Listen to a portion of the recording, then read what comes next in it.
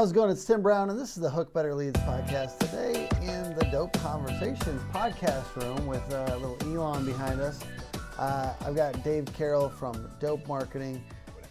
We are talking about how to make it easier for your team to order yard signs and door hangers and other print materials on the fly. Because I know that you're working on some things for particularly franchises and larger companies as they're coming into roofing. I want to talk a little bit about that as well. For sure. How these systems scale out with larger companies, especially as these roofing roll-ups, mergers and acquisitions are going on. So we're going to talk through that. And if you're a marketing manager in this space, in the roofing space, how to manage those things, because I'm sure you've seen some mistakes. Yeah, I mean, that's a hard job. And I have too. So I whether you're an owner that's like managing your marketing department, you have a growing marketing department, maybe it's just you, maybe you have some help, maybe you have some agency, maybe you have a marketing manager. It's a hard job.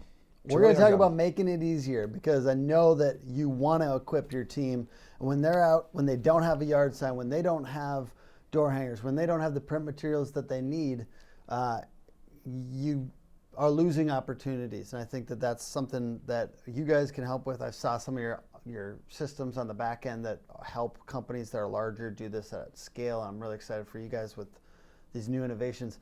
Can you give a couple minutes just on your background as it relates to Dope, and I guess where you guys are coming from, where you're going? Yeah. So Dope will be 3 years old this month, actually. This company is growing really fast, but my background, I started in the home service space. I still own a power washing, gutter cleaning, and Christmas light business here in the Twin Cities that I'm very removed from. But it's where I kind of like cut my teeth or started to understand like the pains of running a service business. Because as different as services are, whether it's roofing or HVAC, plumbing, electric, power washing, Christmas lights, the relativity is that like the majority of us work with a lot of homeowners. And the pains of a homeowner or the problems that you're solving, that where it gets really relative and really standardized. And so like when I started Dope, let's even rewind a little bit more. I got into the data space of like buying and selling lists of like homeowners with value of their home, square footage, credit score, number of children, length of residence, year the house was built, like that really granular targeting. When back about 8-9 years ago, Facebook was taking that stuff away. They had a lot of it available, Data Privacy Acts, GTP Act, whatever thing that came out. And that data got very segmented. And what I figured out pretty quickly is like, you could get a direct mail list of all of those filters, add cell phones and emails to it, upload it into Facebook, and now show more targeted ads on Facebook. That was kind of my background and working with agencies, Fortune 500 companies, like doing stuff like that, specifically in the data targeting. And what I saw, Tim, was like, direct mail was just really hard. Like from getting a designer, jumping through hoops for a couple weeks on Fiverr, or your niece's friend who did something in new design, or maybe you have a marketing person that was a designer previously or went to school for it. Design would take a week or two. Then you got to find your list or clean up your current customer list. Then you got to set up all your targeting and tracking. Then you got to deal with the print shop. Then you got to deal with the post office. It's like direct mail campaign can take 4, 6, 8 weeks. I had a vision that that could be a much more simple process. Now, usually, like most good things, where I started my idea and where it is now, we're very different things. I joke, like when we were back in the print shop, like, dude, if you would have told me 3 years ago that I own a print shop in a 20,000 square foot facility, like I probably would have told you were crazy. Well, we just did the tour of it. Like, we do all the manufacturing here. And where I was so willing to invest or grow the print side of the business, like when I built Dope, we were gonna send all the work to Tim the printer. Like we're a software company. But when I saw that like that industry, similar to home service or other local businesses, it's ran by a lot of like baby boomers, you know, like 50s, 60s, 70s. There's not a lot of new blood coming into the market. You know, technicians are hard to find. Think about how hard it could be at times to find like your laborers, your crews, your technicians, like that type of stuff. It's a little more sexy now to go run Facebook ads for a living or do Instacart than it is to go get into the trades. And so the problem we were having is that the print companies didn't understand the technology we built, the way we were sending them jobs, the way we were doing things. And so where I was willing to make the investment, I think I was sharing with you, like we invested a couple $1 million in that print shop back there.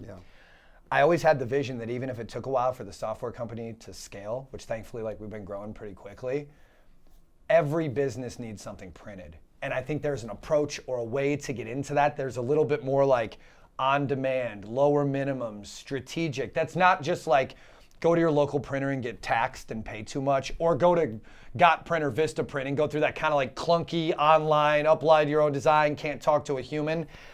I saw a middle ground of that for what businesses needed. So like half our customers at Dope are using our direct mail software, setting up automations and all that. The other half of our customers that eventually get on our software, they just come in by print, yard signs, door hangers, business cards. cards. Do they deliver it themselves, or you guys deliver, like, use the list and deliver it for them? We do everything. I'll back up. We have options. You can come on our platform, Tim. Let's say you just print stuff. You just have your customer list, or you want to order print or whatever. You can upload your list and send mail without talking to anyone. You can come onto our store, order print without talking to anyone. What we do is a design consultation at Dope, or a strategy session. We basically go through like, Tim, looks like you've had your HVAC business for 2 years. Mm-hmm. What are you ordering at what time of year? And we create what we call a business bundle. So we look at like your website. We get inspiration for that. We lay out all the designs for the items that you're using during the year, and we put those into packages so you can like bundle different things together, nice. save some money on shipping, get the designs aligned for the time of year. Like my cleaning company, it's gutter cleaning and Christmas light season right now. Our spring branding at Lionshare Maintenance, my company, is a little bit different in the spring than it is in the fall. So like quarterly, we're doing a design refresh for our signs, for the stuff we're handing our customers at the doors. They look really good, by the way, the Lionshare signs. Thank you. We were talking about this in the tour, but they got the die cut, and you've been placing signs strategically in high income areas and at intersections and things like that. And I think that's like pretty baller move, like scrappy. Join the future of roofing at offers.roofle.com. Stand out, save time, earn more. So I'll share a little strategy. You stay scrappy. Dude, like if, you got to go to your background. Like, what do you know? And what I know is like, it's our first core value at Dope. I know how to get shit done. Yeah. Like, that's it. I know that's how a to. core value? Yeah, get shit done. That's a core value at Hook Agency. That's why we're aligned, bro. My man. Get shit done. Like, that's probably not the most, like, most people don't have get shit done as a core value. I needed a swear word in one of our core values. Like, had to. I feel like, I think that's the only swear word we got. Me too. Scrappy, extreme ownership, and get shit done. That scrappiness, that get shit done strategy, for me, it's like, I'm an entrepreneur, a real one. I've had 2 jobs in my life. Like I don't know any. I grew up around entrepreneurs. My parents were both business owners. Like it's all I was ever really exposed to. And so the whole idea of like, I have time during the day. You guys might have heard me talk in any of my content before on like 1440. It's the most important number in the world because it's how many minutes you have during the day. You got to do a couple things. You got to wake up, you got to eat, you got to go to the bathroom, you got to sleep, you got, like there's things that are going to occupy your minutes. But when you look as a business owner, especially when you're just starting out, you probably have more time than you have work. And for me, it was always like, I started whatever business to solve a problem. So if I have more time than I have work, how can I spend those minutes getting in front of people to tell them about the problem that I solved? So you're bringing up the yard signs. One thing that I've done since I was passing out yard signs 10 years ago for my cleaning company, we really look at 2 targeted areas. I love, like you were saying, you saw one of our cleaning company signs coming out of your kids' daycare. High-end areas, high-end zip codes where we know that the people that we're marketing to, it's another touch or another impression. Coming out of the high-end grocery stores, coming out of Home Depot, coming out of the high-end daycares and stuff like that at the stop signs. Any place that I can find a line of people, and I like stop signs more than stop lights because you have to sit there. But the idea is we have certain freeway exits, like out in like North Oaks or Bear Path or out in Minnetonka, where we know it takes 2 lights to get through that light. And we'll put a sign at the beginning of the light, and then we'll put a sign like 20 feet back so they see it twice. And we have these on weekly rotations where we're putting the signs out in the same places around town. So one of the things I see with companies, we're talking about mergers and acquisitions. Roofing companies are rolling up. HVAC companies are already rolled up. Like like when I'm looking over at the HVAC space now, I'm a little closer. all I'm seeing is the future of roofing. Like I don't necessarily believe that it's going to be the Adam Sand thing where they're gone. It's just going to be less smaller businesses. I do think that the roll-ups will increase the larger companies, and then there will be less smaller companies. But in HVAC, there's still quite a few like $1 to $10 million HVAC companies. But really where I'm going with this is if you don't have consistency on things like your door hangers, your yard signs, your direct mail, we talk about maybe even sending out direct mail before you go door knock, all these different things that you can do. If you don't have consistency on them, you're going to get less consistent results. So it's talking about how can we make it more consistent even as your company grows. And some of you guys are going to grow. It's going to be excellent. It's going to be powerful. But don't skimp on the things that got you there. Stay consistent with the powerful, just consistency with brand. And my favorite, just real quick synopsis of rolling up. I really love the way Raymond Little was talking about this. Down in Atlanta, he's been friends with his competitors, 2 or 3. I keep on sharing his idea on this because I think it's incredible. Yeah. He talks about he got his friends on the same CRM. He got his friends on the same model as far as paying salespeople. He got his friends on a couple of, I'm trying to remember what else. CRM, sales. Training.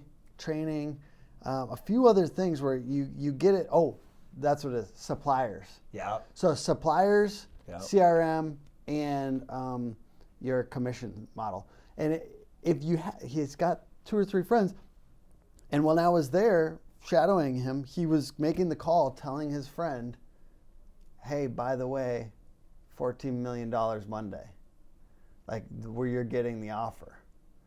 And to me, Life-changing. Incredible life-changing money to his other roofing companies that a lot of you guys are looking as competitors in your space. Yep. Instead of looking at how can I set us up so when this roll-up comes through, we all win.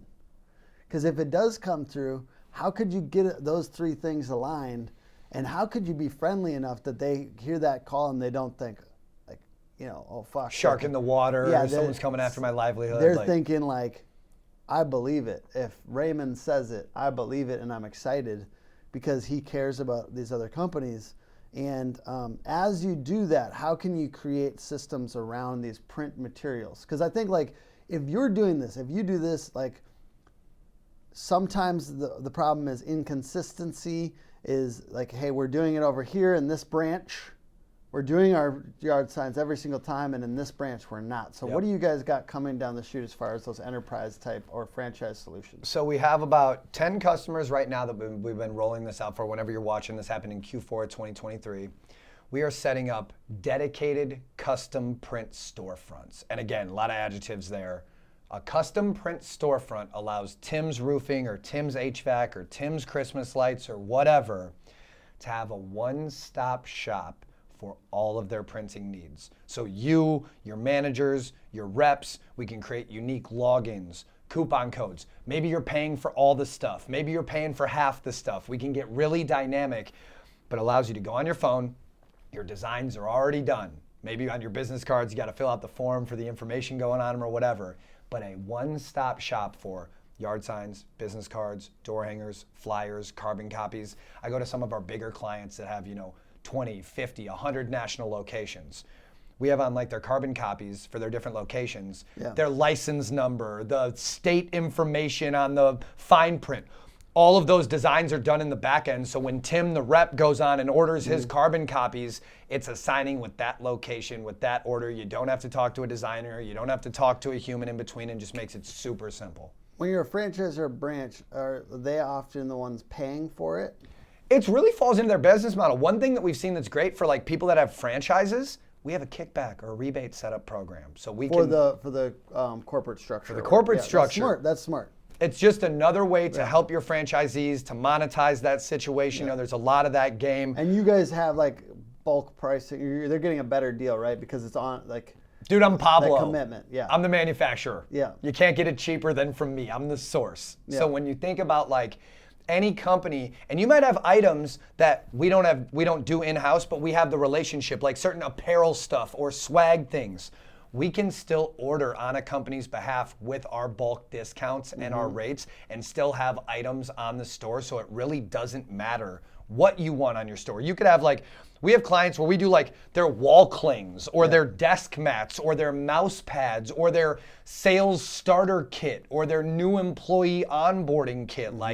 It's a blank canvas with those stores, but it allows us with some of these bigger corporations, franchise setups, multi-location entities to solve a problem and create consistency where usually the print orders are some random slew of one of the big online shops looking up an old invoice, trying to find it, jump through the hoops with design. And then your stuff doesn't look the same in different areas. It's off, it's bad, it's somewhere else, and we keep the consistency, we control the pricing, we can do guaranteed turnover time on certain products. We really provide a lot of value when it comes to multi-unit location or franchise setups on those print storefronts. Awesome. Well, talk to me about the future of the roofing industry. What's your philosophy on what do you think is going to happen here with these roll-ups? I was kind of mentioning the Adam Sand thing, because Adam Sand always talks about the companies kind of combining, and maybe there's less little guys. Where are you at on that? I'm sure you've thought about it a lot, because obviously it affects your business if it turns into just 20 corporations or 500 corporations. So I think it goes into the bigger picture of not even just roofing, but home service. Yeah. The landscape is changing. I believe there will always be the small business that's not getting rolled up, acquired by PE, doing whatever. A homeowner is going to pay someone to do something they don't want to. Always. Yeah. Is that cleaning, maintenance, repairs, updates, all the way to a new roof, a new HVAC system, a new whatever. One of the things that we can always say tried and true is history repeats itself. And when you look at specifically the HVAC space, where there is a lot of private equity, there's a lot of roll-ups going on, the HVAC space, in my opinion, isn't as scrappy as the roofing space. There's a little bit more value in these businesses, the EBITDA, the things people are exiting off of, the multipliers. When you look at an HVAC business, there's maintenance, there's repairs, there's installs. It's the equivalent to me, and hold me as accountable as you want to for this, anyone listening, but your HVAC company, there's no storm insurance work in that space where you have this kind of these sales organizations that we've seen them. We've seen great ones. We've seen ones that get really big, scale too fast, and have to go all the way to file bankruptcy or they dissipate. Yeah. We've seen ones that get to a certain spot and roll into another company strategically. However, I will just one little sub point there.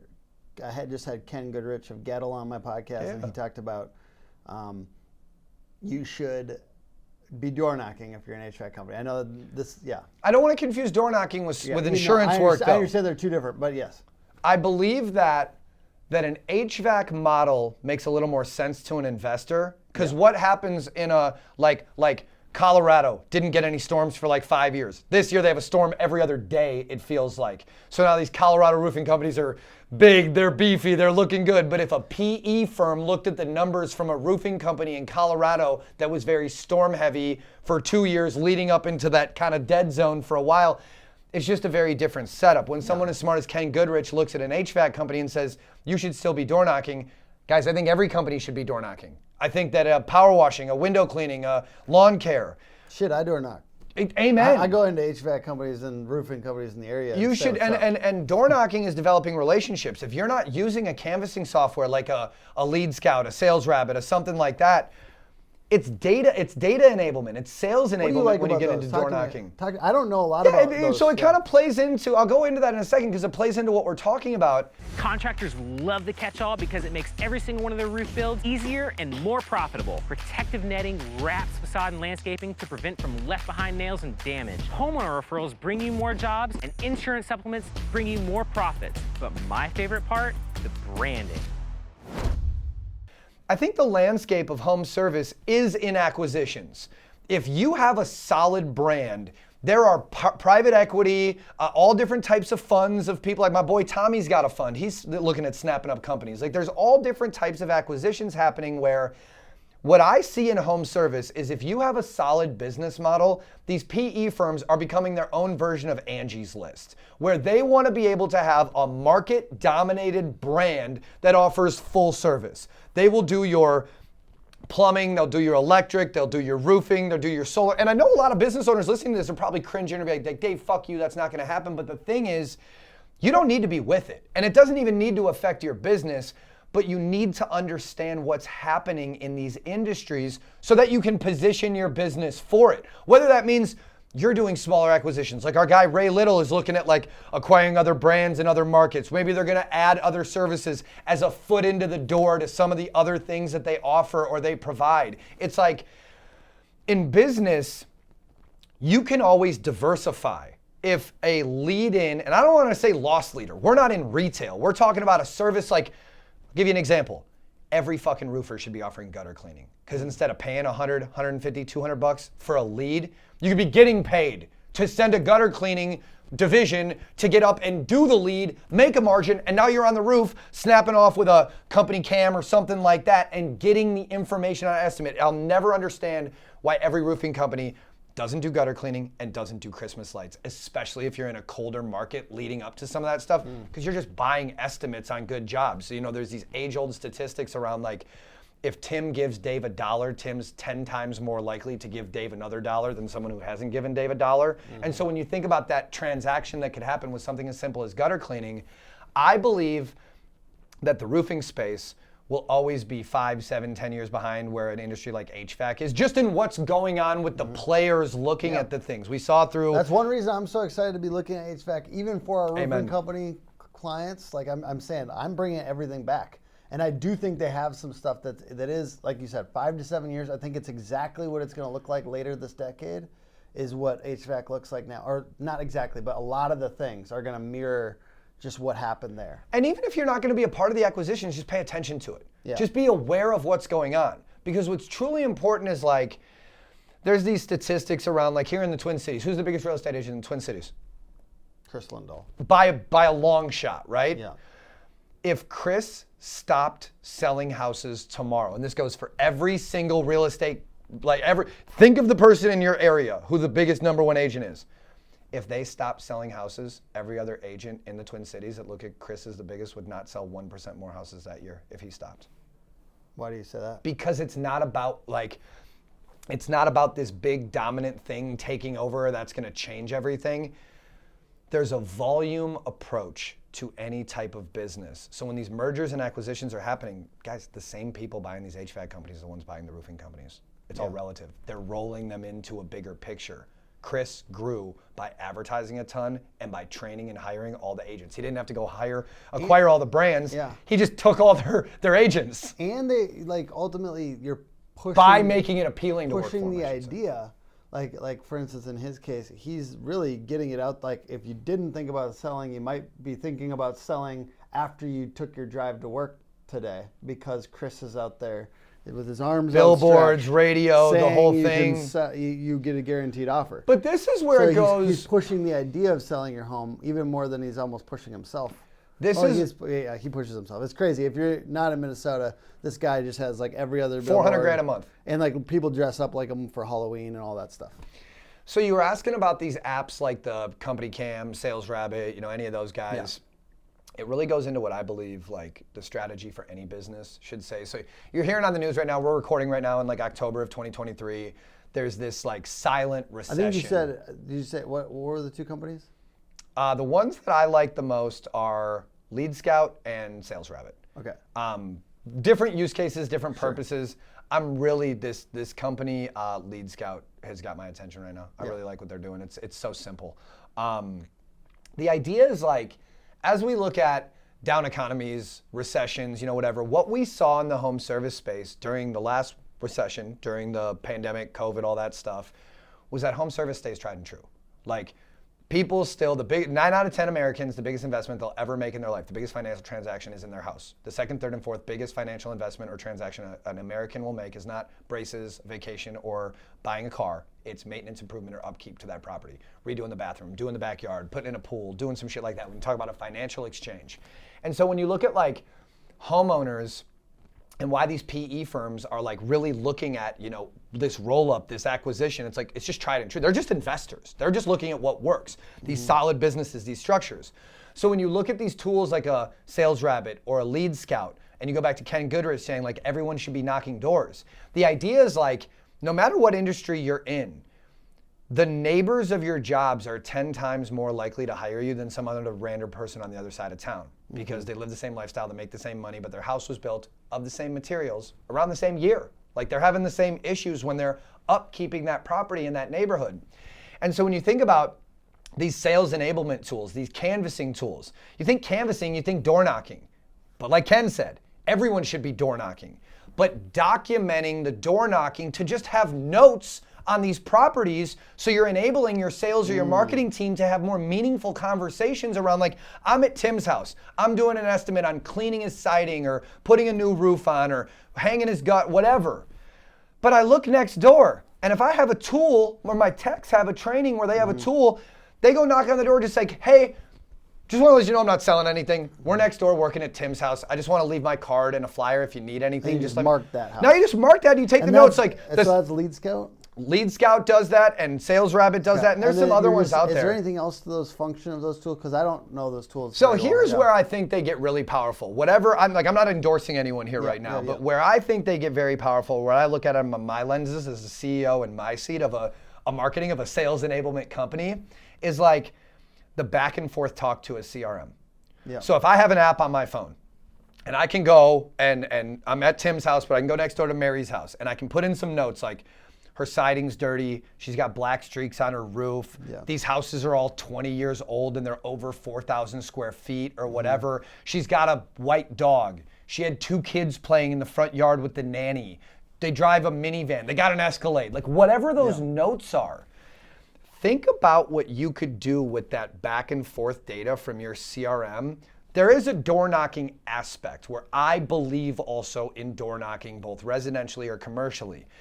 But when you go to like the training, I go to my buddy Tommy Mello's company at A1. What makes A1 is their training, their onboarding, how they treat their technicians, the morale in their company. So if you had a system set up in your business where your technicians, like maybe they do a good job of like putting a sign in maybe they put a sign in the yard of like the house they just did a bid. Maybe they're hanging 5 door hangers. But think about how you could better help your customers, where it's like you can take and put notes in about like what's going on at that house. What are some identifiers? How do you identify an opportunity at that home through the notes? So your sales team, your follow-up team, your door knocking team, like whatever. If you just went and did an estimate at a house and now you have the services you can do and you have notes on the nearest 5 houses and you go back to do that job, shouldn't it be the job of one of your technicians to go back, check in and just be like, hey, just checking in. We were out at Mary's house last week. We're gonna start the work now this week.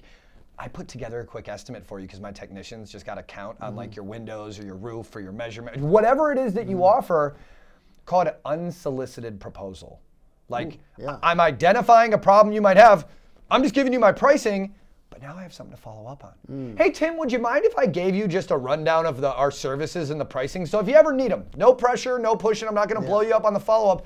But Tim, if I knocked on your door, would it be all right for me to just give you a rundown of how we could like help service your home? Your biggest investment? This is, I mean, I don't know how it applies to home service businesses, but for my business, that's why it's kind of an old Cardone principle, but I don't like to do percentage of closed proposals because I don't want us to be scared of putting out a proposal. Amen. Like we just need to put out more proposals. Always. That's okay.